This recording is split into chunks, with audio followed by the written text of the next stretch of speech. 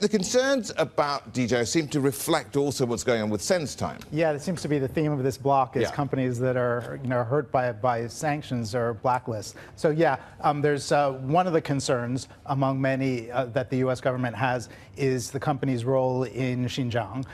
The other concern that a lot of people in Washington are now expressing is that this is a company that, because of its popularity in the U.S., because they've sold so many of their drones across the country, they're collecting a lot of data. These drones are flying all over the place, collecting information about people, about places, and critics of the company say that that's data that will be available to Chinese intelligence.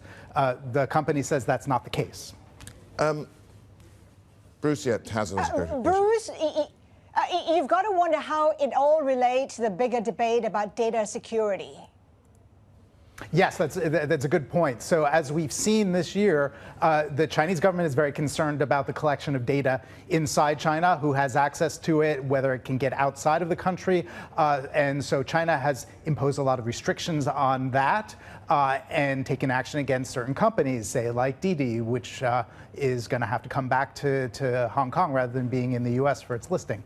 So there's similar concerns in the U.S. about who has access to all this data that's collected on Americans and what it can be used for. So what's likely is we'll be hearing more of this sort of thing, that there is going to be growing concern about collection of data from all sorts of companies, because so many devices now collect information about people.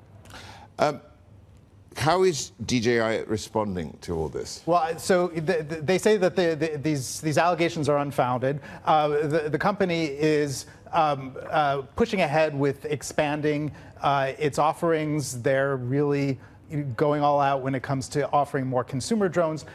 They're also expanding into new categories. They launched an education division last year. They're working on agricultural drones, on really high-end spiffy cinematography drones, all sorts of new things. The idea is they're trying to really get into every corner of the business that they can get into.